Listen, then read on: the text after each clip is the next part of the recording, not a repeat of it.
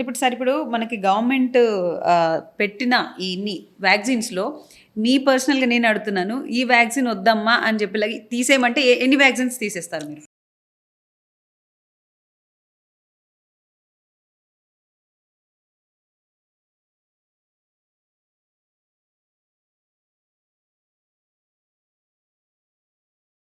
ఈ దాదాపుగా 22 వ్యాక్సిన్ తీసేస్తాను. 22 వ్యాక్సిన్స్ అవసరం it's approved by government sir, WHO. లేదు, గవర్నమెంట్ అనేది 14. మీరు శిశు సంక్షేమ శాఖకి వెళ్తే వాళ్ళు ఒక చార్ట్ ఇస్తారు, యా 14 వ్యాక్సిన్స్ ఉంటాయి. గవర్నమెంట్ రికమెండ్ చేసింది, yeah okay, WHO through government ద్వారా రికమెండ్ ఎస్ చేసింది. Through WHO. మిగతావన్నీ కూడా ఓన్లీ కేవలం బిజినెస్ కోసం. వ్యాక్సిన్ ఇస్తే ఏం కాదు. కరోనా వ్యాక్సిన్ ఎంతమంది పనిచేసి ఎంతమంది పని చేయాలి మీరు చెప్పండి.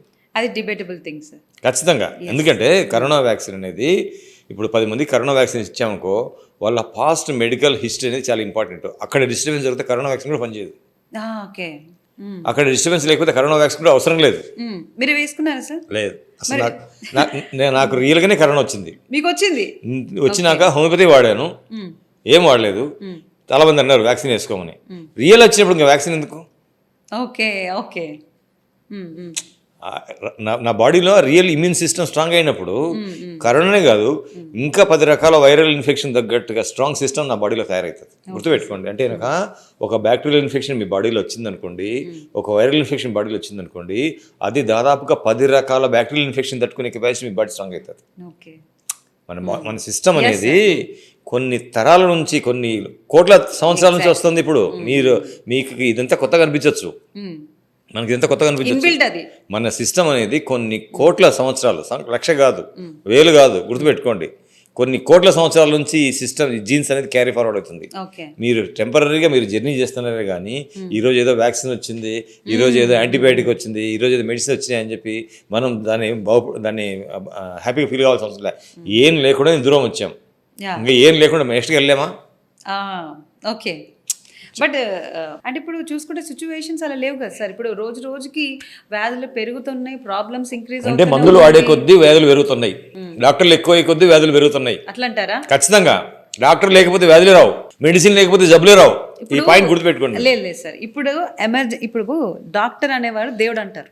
దేవుడు, మీరు డాక్టర్ అని దేవుడు అంటారు. ఇప్పుడు బాగా బాధ ఉన్న వాళ్ళకి కానివ్వండి, సఫర్ అవుతున్న వాళ్ళకి, వ్యాధితో బాధపడుతున్న వాళ్ళకి డాక్టర్ దగ్గరికి వెళ్తే క్యూర్ అవుతారు. సార్ మీరు దేవుడు నన్ను కాపాడారు అంటారు. అదే డాక్టర్ రాక్షసుడిగా మారిపోతున్నాడు. ఏ విధంగా అంటారు? అదే డాక్టర్ ఇంకో నెక్స్ట్ ఫ్యూచర్ ప్రాబ్లం తెప్పిస్తున్నాడు. ఈ రోజు డయాబెటీస్ కి కారణం, ఈ రోజు ఫర్టిలిటీ ప్రాబ్లమ్స్ కి కారణము ఒక డాక్టర్, ఒక మెడిసిన్సే కారణం. గుర్తుపెట్టుకోండి. ఫర్టిలిటీ అనేది అసలు మీకు ఒక 2-3 తరాల బ్యాక్ ఫర్టిలిటీ ఉండేదా? ఉండేదా? అసలు పిల్లలు అనేటువంటిది న్యాచురల్ సిస్టమ్. ఊరికి ఒక్కరు కూడా పిల్లలు లేకుండా ఉండేవాళ్ళు కాదు. అవన్నీ ఎందుకు? ఇప్పుడు మీరు సముద్రంలోకి వెళ్తే చేపలకు ఉందా ఫర్టిలిటీ ప్రాబ్లం? జంతువులకు ఉందా ఫర్టిలిటీ ప్రాబ్లం? ఎప్పుడైతే మీరు మెడిసిన్ వాడడం మొదలు పెట్టారో, ఎప్పుడైతే మీరు కెమికల్ తీసుకోవడం మొదలు పెట్టారో, అప్పటి నుంచి మీ బాడీలో చేంజెస్ రావడం మొదలైనాయి. మీకు PCOD ప్రాబ్లమ్స్ కానివ్వండి, మీ థైరాయిడ్ ప్రాబ్లమ్స్ కానివ్వండి, ఫర్టిలిటీ ప్రాబ్లమ్స్, ఇవన్నీ కూడా మ్యాన్ మేడ్ ప్రాబ్లమ్స్ కిందకి వస్తాయి. ఇప్పుడు సార్ ప్రాబ్లంతో ఫేస్ చేసే వాళ్ళు పిల్లలే పుట్టరు అనుకునే వాళ్ళకి కొత్త టెక్నాలజీ తీసుకొచ్చి వాళ్ళకంటూ ఒక పిల్లల్ని ఇచ్చి వాళ్ళు ఒక లైఫ్ క్రియేట్ చేశారని అంటుంటే, మీరు వాళ్ళ వల్లే రావట్లేదు అంటే రాంగ్ మెథడ్స్. అవన్నీ మనకు ప్రాబ్లం వచ్చినప్పుడు ఈ ప్రాబ్లాన్ని మనం ఆలోచించకుండా, బ్యాక్ వెళ్ళకుండా ఇంకా నెక్స్ట్కి తీసుకెళ్ళడం. సొల్యూషన్స్ ఆలోచిస్తున్నారే కానీ న్యాచురల్ వేలో ఆలోచించడం లేదు. న్యాచురల్ వేలో అంటే అది జరుగుతుందో జరగదో, అసలు మెడిసిన్సే వాడకు ఈ ప్రాబ్లం వచ్చేది కాదు కదా. మీరు ఇప్పుడు ఈ ట్యూబల్ బేబీస్ ఇవన్నీ అసలు ఎందుకు వస్తున్నాయి?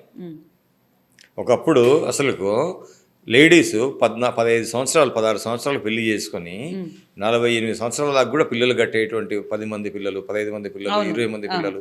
అంటే మన ముంతరం ఈ జనరేషన్ అంతా అట్లా ఏర్పడింది. ఒకరితో ఒక బాబే ముద్దు అని జనరేషన్ ఏర్పడింటే దూరం వచ్చేది కాదు. ఇప్పుడు ఏదో మనం ఎక్కువైపోయి ఒక బాబే ముద్దు అనుకుంటున్నాం కానీ అసలు ఈ జనరేషన్ అంతా కూడా న్యాచురల్గా ప్రకృతి సంపాదించుకున్నటువంటి సంపద. దాన్ని మనం ఏం చేస్తున్నాం? ఇప్పుడు ప్రాబ్లం వచ్చేసరికి టెస్ట్ బేబీస్ అని చెప్పేసి, సరగోసి అని చెప్పేసి, ఇంకా రాంగ్ మెథడ్. అసలు ఇంకేముందిగా అడాప్టెడ్ అని చెప్పేసి, లేదంటే ఇంకా ఏదో ఒక అద్దె గర్భం అని చెప్పేసి. ఇప్పుడు చెప్తున్నాం కదా, ఈ ప్రాబ్లం సొల్యూషన్ కోసం ఇంకా మనిషి అనేవాడు బ్యాక్ ఆలోచించకుండా, బ్యాక్ హిస్టరీ తీయకుండా, రియల్గా ఆలోచించకుండా నెక్స్ట్కి వెళ్ళిపోతున్నాడు. పిల్లలు వద్దు నాకు అనే స్థితికి వస్తుంది. అది